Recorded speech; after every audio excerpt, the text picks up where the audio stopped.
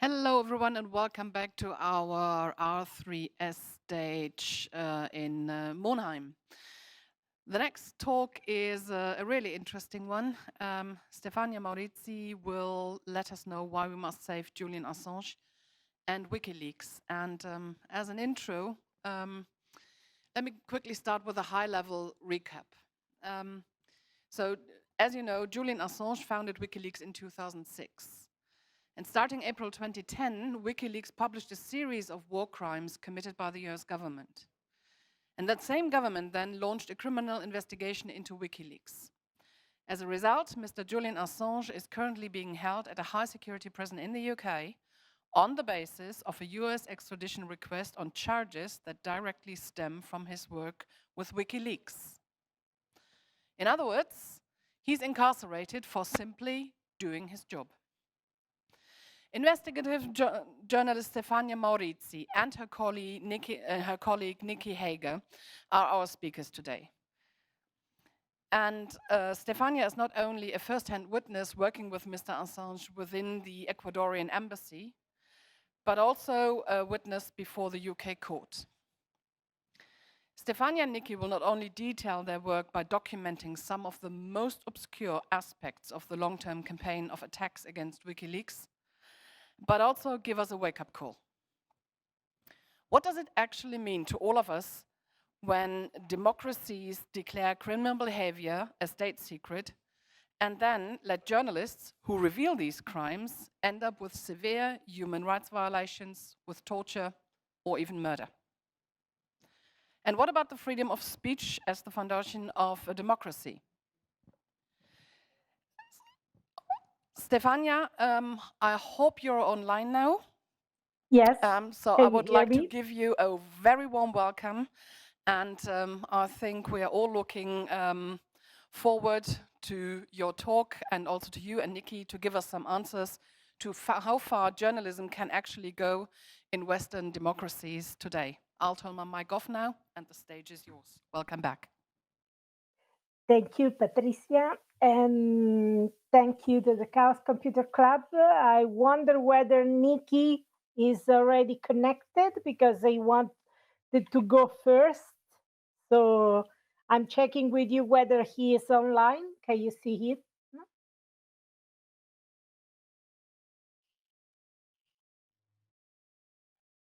We can see you're still on your own. I would suggest that I give you a hint as soon as he joins, but at the moment it's you. Okay, fine. I'm happy with this, and I hope he will join, because he's a very good journalist and he can tell many things about WikiLeaks. So first of all, thank you, and let me introduce myself, because your introduction was really good, but I want to explain what kind of work I have done in the last 11 years. So basically, I'm an Italian journalist. I'm an investigative journalist working for the major Italian daily Fatto Quotidiano, and I work for the Italian newspaper La Repubblica and the Italian news magazine L'Espresso. And the reason why I'm here is to discuss with you this work as a media partner of WikiLeaks from the very beginning, basically back in 2009, when very few had even heard about WikiLeaks, because WikiLeaks had not published its bombshells, like the collateral murder or the Afghan war logs and the cables.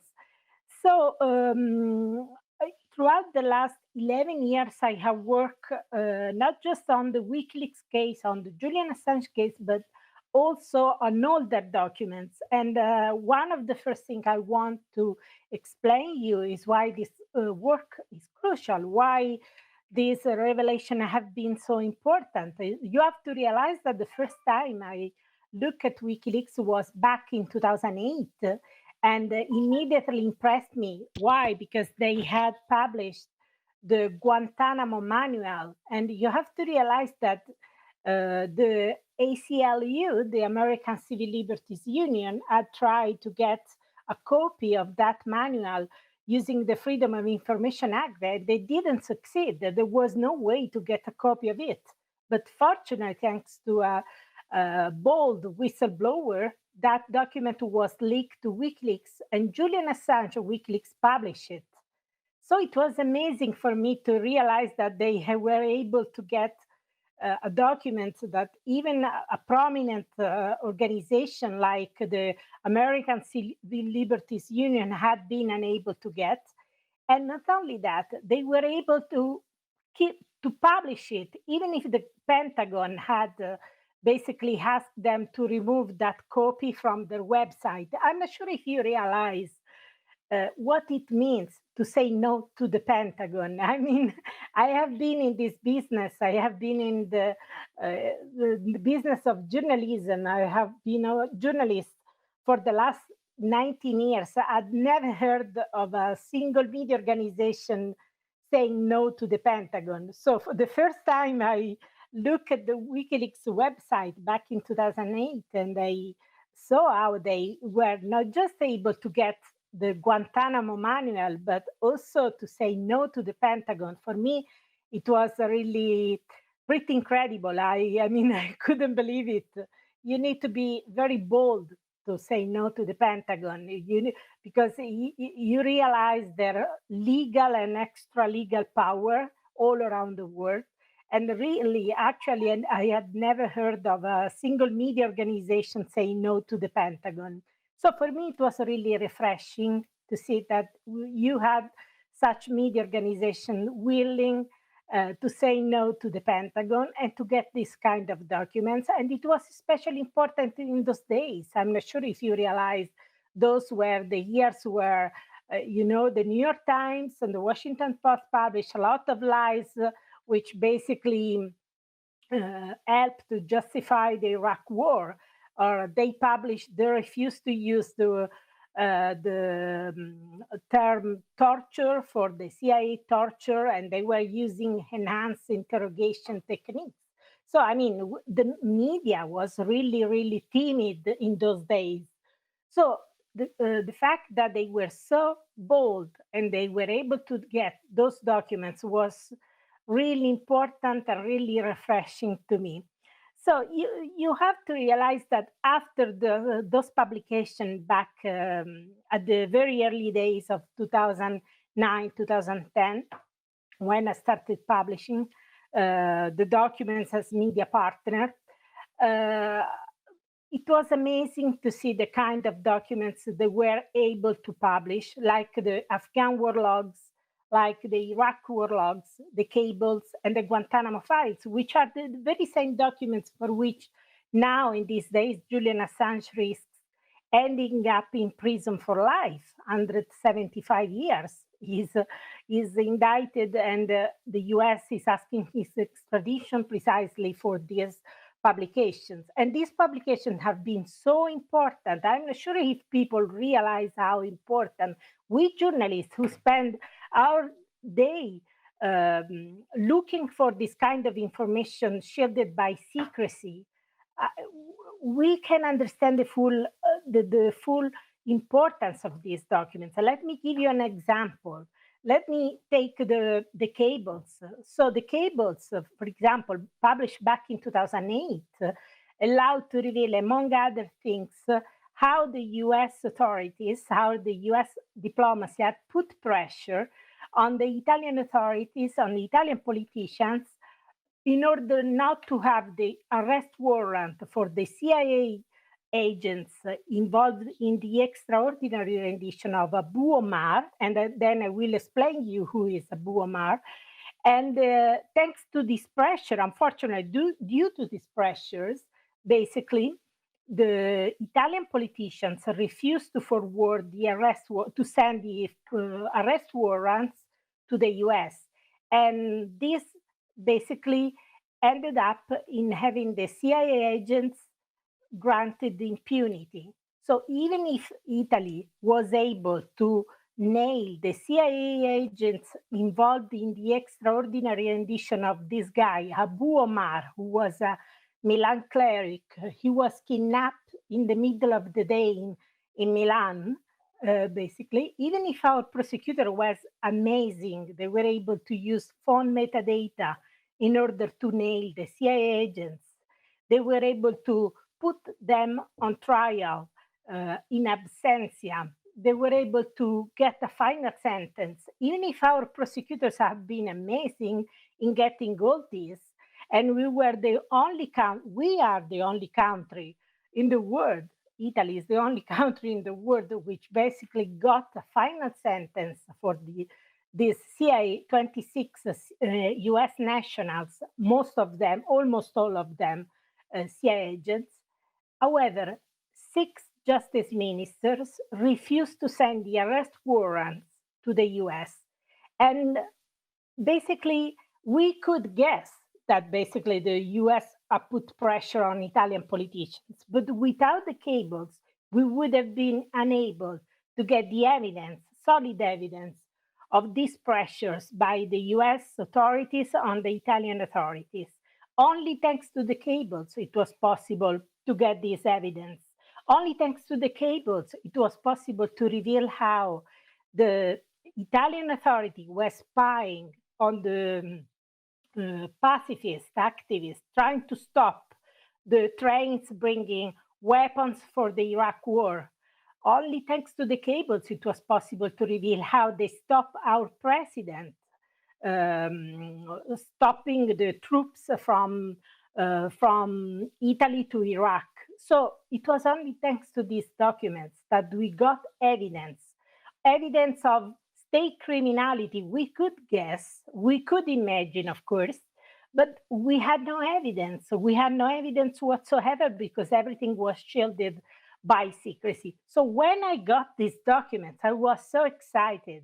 For the first time, I could have solid evidence of this state criminality. And this all around the world, not just about Italy or about France, about the UK, but countries all around the world. These documents have been amazing. And 10 years after, I keep using each time I need information, I need to acquire some classified information, I still access this database. It's not just me, but look at the Washington Post journalist when Khashoggi was killed by the Saudi authorities. The first thing they did, they just accessed the WikiLeaks website looking for information. So this information has proved to be so valuable, so important that virtually there is no journalist that is not using this information. So, I mean, for me,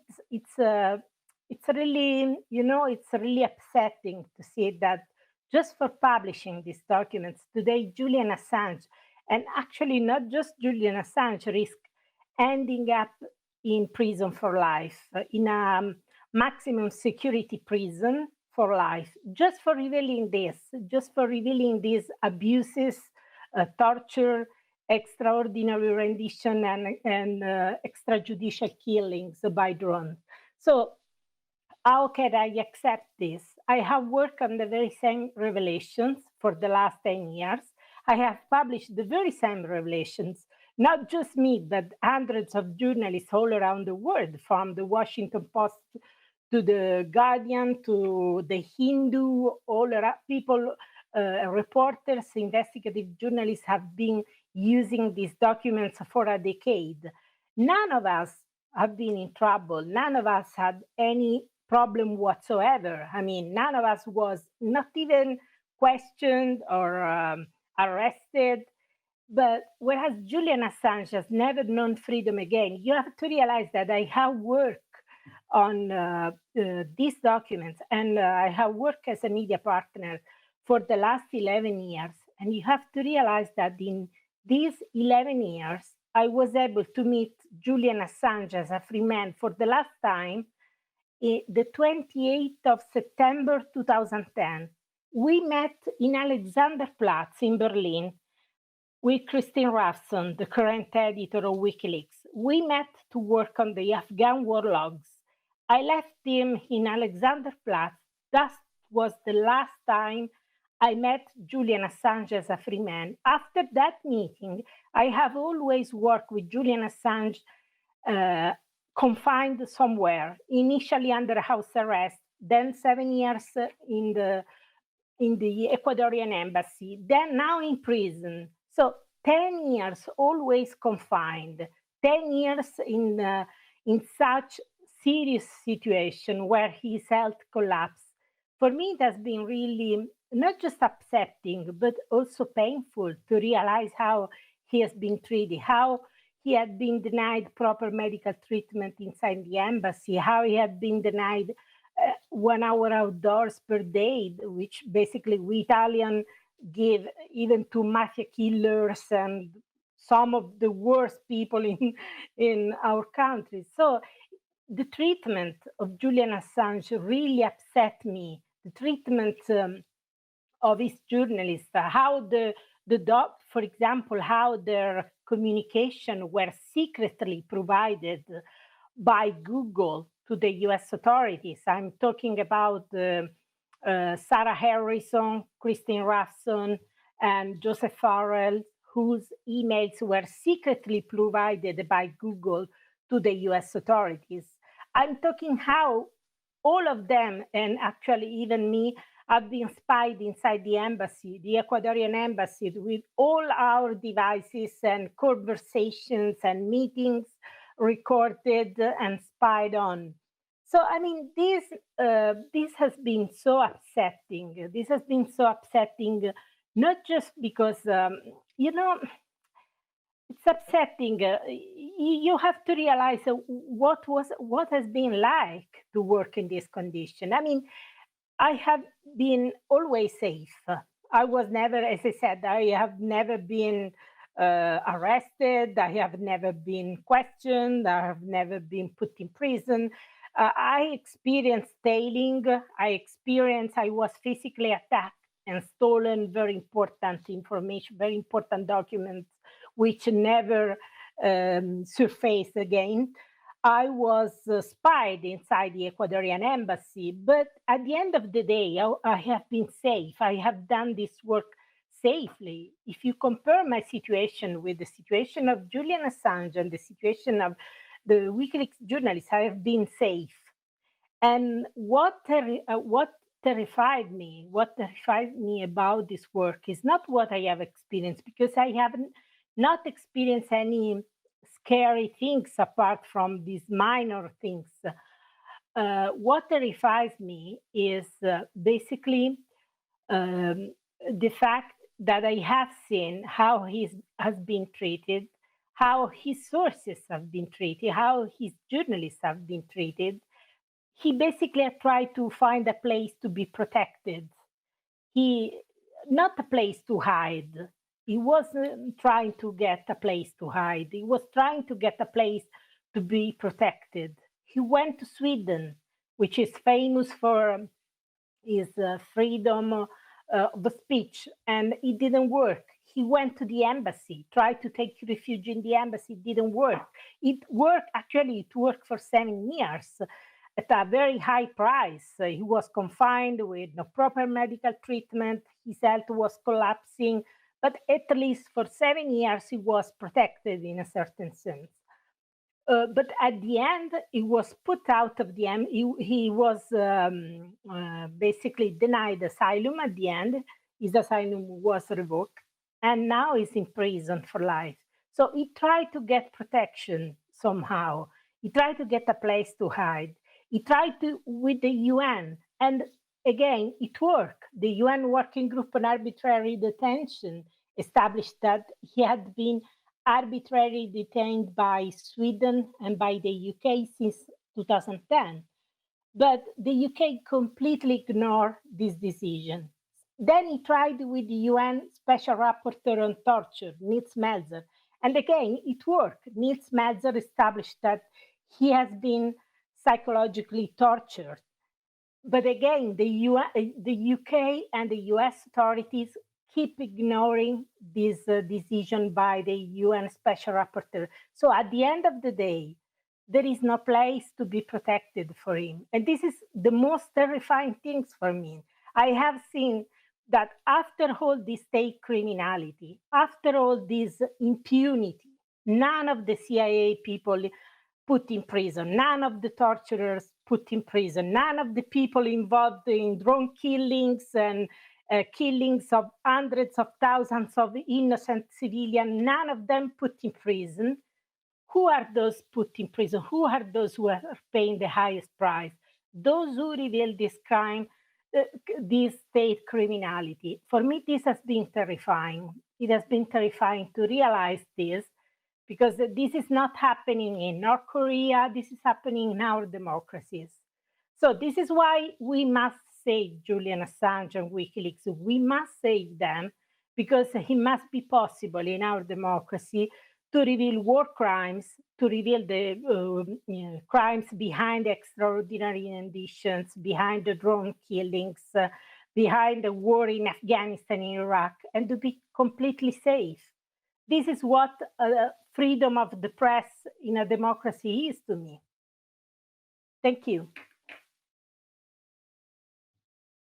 Yes, indeed. Thank you, Stefania. I mean, this was really impressive. And I think you can guess the first question already, which we get from the audience. And that, of course, is, what does the Brexit mean for Julian's situation?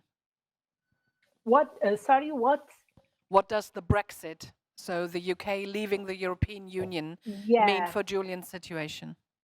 Well, it's hard to say at this stage, because, of course, we don't know what is going to happen. At the same day, we are lucky enough that even if Britain leaves the European Union, at the same time, it remains in the Council of Europe. And so Julian Assange can at least appeal to the European Court of Human Rights. The problem is that basically he has spent so many years confined that this legal process will require years, and he cannot, his health is collapsing. His health is collapsing. How can he go ahead for 2 or 3 years, considering his condition? He's in prison, in a high security prison during a pandemic.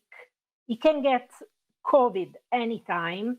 His health is already seriously compromised. So will he be able to appeal to the European Court of Human Rights, or it will be too late? That's what terrifies me,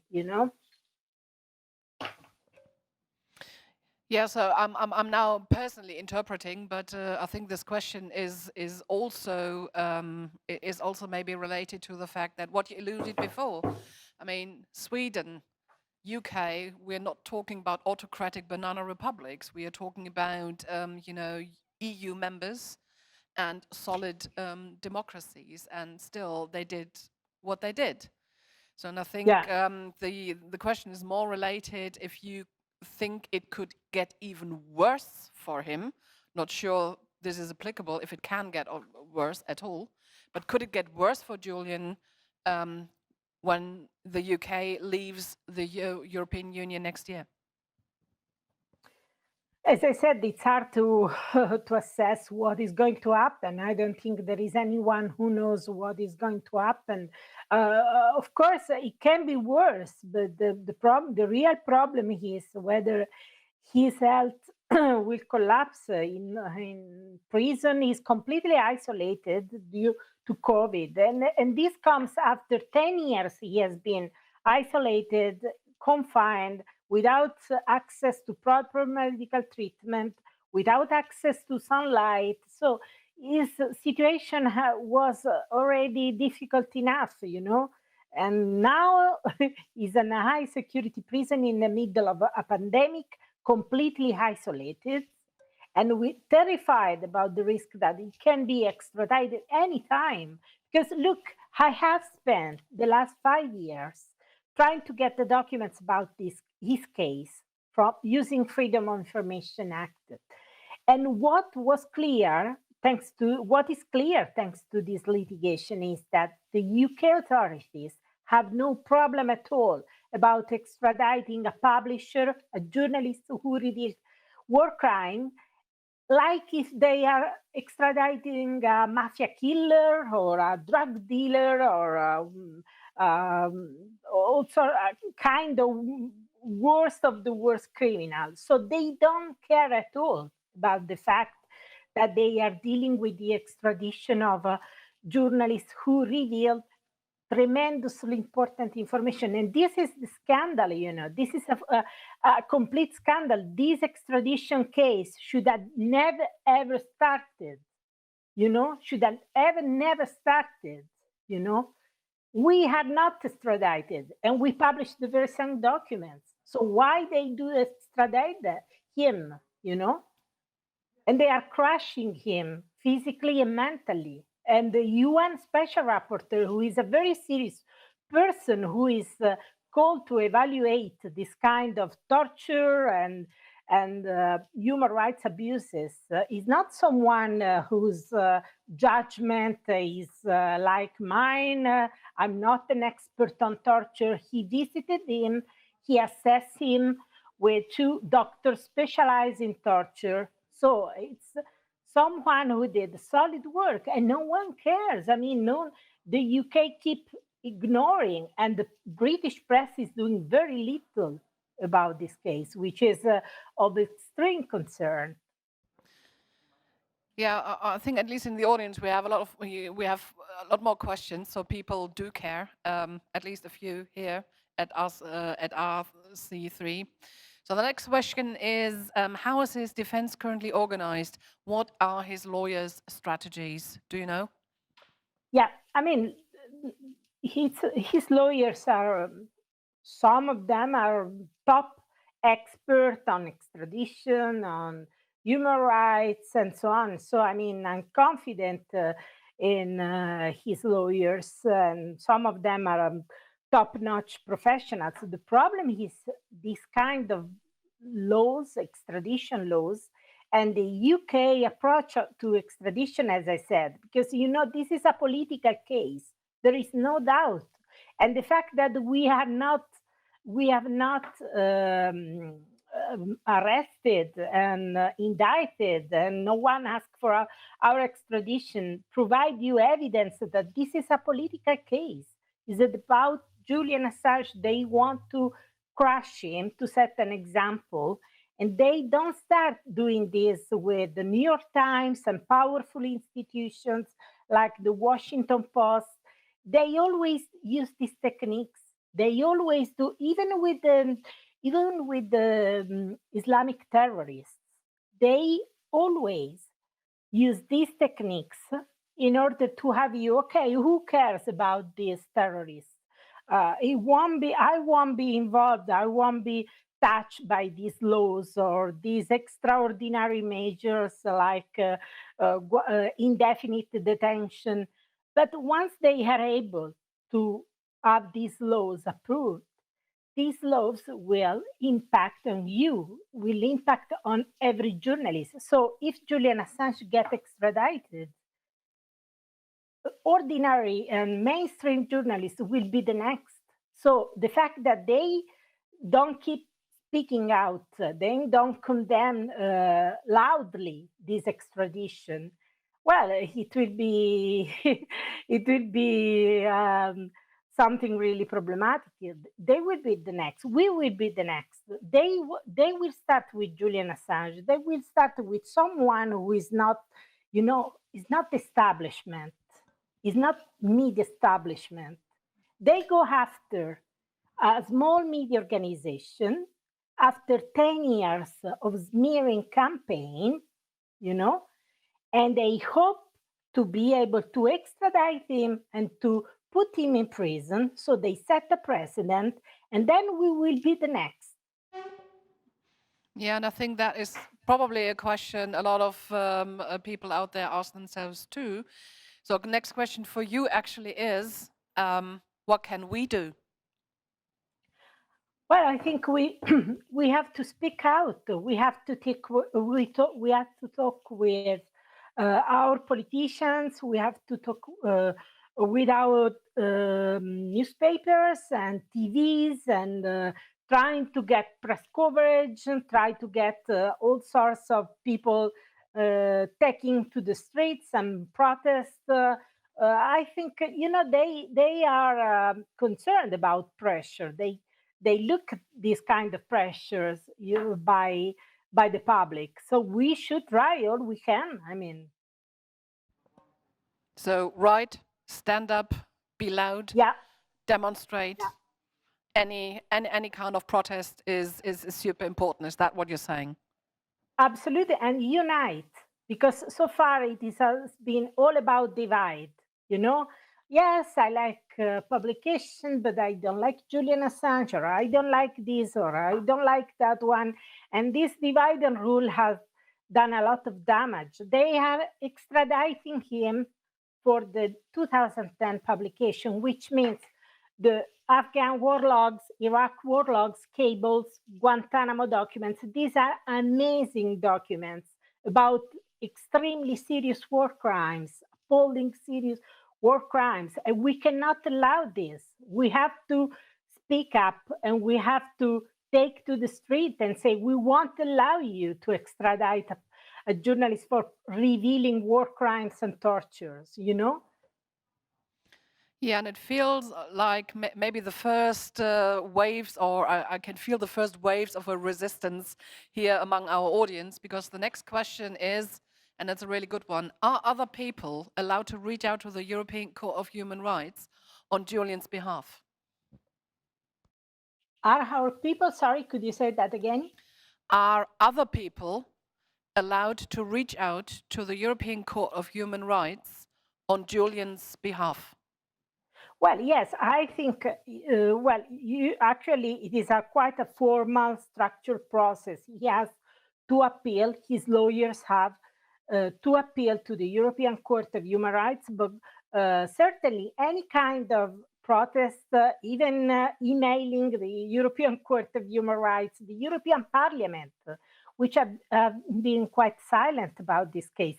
Every morning they wake up and speak out for Russian dissidents, which I agree. I mean, I absolutely agree. They have to speak out for Chinese, for Russian, for North Korea, for whatever, for all sorts of people under pressure by state authorities.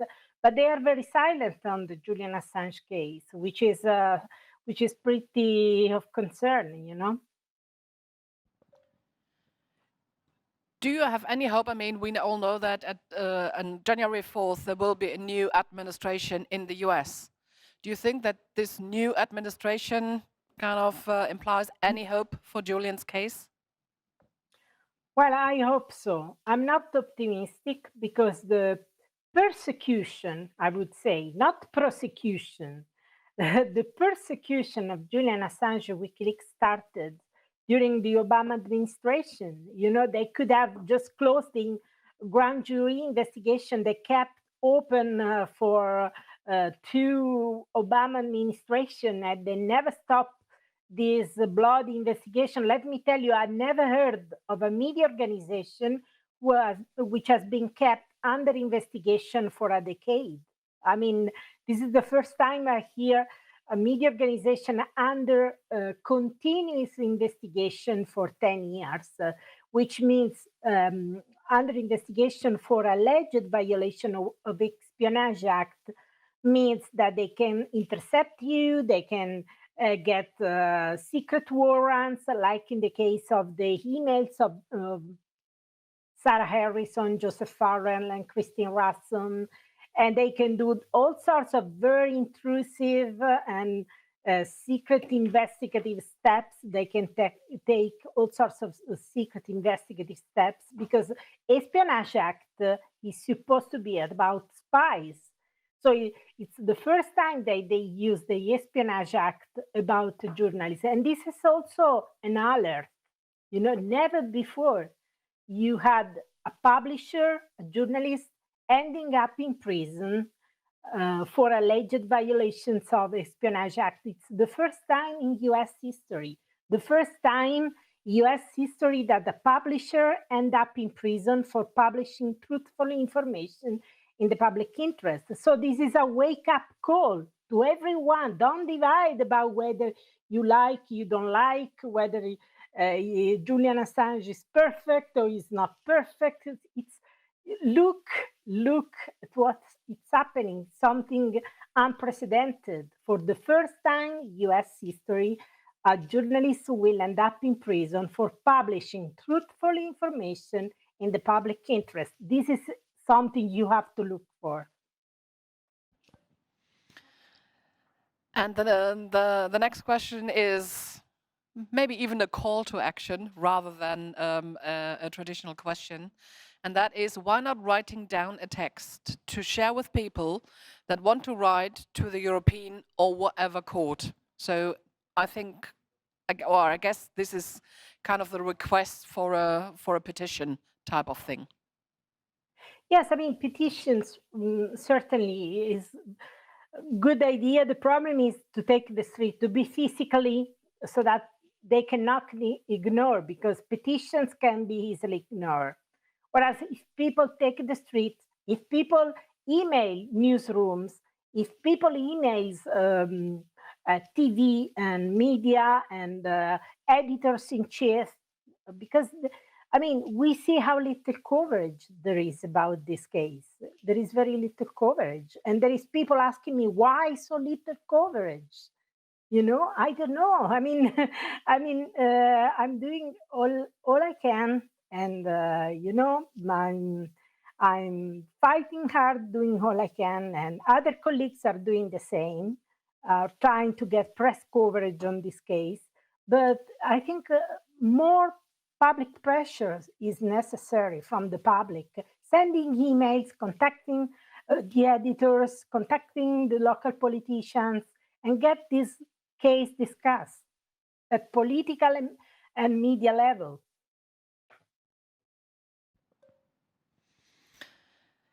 Yeah, indeed. So again, in essence, to sum it up, so that was the last question. So far, it obviously is, again, stand up, do the best you can, unite, another important topic you mentioned. And yeah, I mean, write to courts, write to press rooms, write to the European Parliament, keep nagging. Just make sure that the silence around the Assange case gets squared away. There are other important topics in this world besides the virus. Absolutely, absolutely. I mean, we cannot afford to lose this case. Seriously, we cannot afford to have them putting in prison a journalist for revealing war crimes and torture. This is what's at stake. We cannot afford to lose this case, because if we lose this case, they will go after to everyone. And of course, if we lose this case, it is also about a human being. It's not just about journalism, but also human being. Look at how they have treated him. It's horrific, absolutely horrific. I've been there from the very beginning. It has been painful as a journalist to look at how they have been crushing him for the last decade. Yeah, I think this is really a great, on the other hand, also a sad statement, but I will leave it as is. Oh, hold on. There is one last question for you. Is it known if the US negotiate with the UK regarding the surrender of Julian? Do we know Biden's point on this? We don't know. I mean, we know. We know, as I said, we know that the Obama administration, so the Democrats have been, have been after Julian Assange WikiLeaks from the very beginning, and Biden called him high-tech terrorist and things like that. So I'm not really optimistic, but at the same time, we have to hope they will, at the end of the day, they will say, okay, we cannot cross the Rubicon and put in prison a journalist who revealed war crimes, for the first time in our history. So we have to hope for this, and we have to fight for this. I'm telling this as a journalist, I'm not telling this as an activist. I'm telling this as a journalist because I care about freedom of the press. Because if you cannot reveal war crimes safely in a democracy, I mean, what's the purpose of journalism? If you cannot reveal state criminality as a journalist safely in a democracy, what's the purpose of journalism? Revealing minor crimes or minor scandals about politics? No, we are supposed to fight and get the highest level of the power, those level where intelligence services, diplomacies, and the states operate. Yeah, indeed, and also a very important control function. Stefania, unfortunately, the next speaker is already waiting, and we need Yes. a couple of minutes to prepare. I can only say thank you very much for being here again, for sharing these great insights. And yeah, I'm pretty sure And that let me tell you one thing, that this discussion will continue in a whistleblower village in the rC3 world. Exactly. So call to action for everyone who wants to hear more. Go to the whistleblower village in the rC3 world. Stefania will be there and a lot of other experts too. Thank you very much, everyone, for joining us here on the r3s stage. Thank you very much, Stefania, and Thank you. have a great day. Thank you.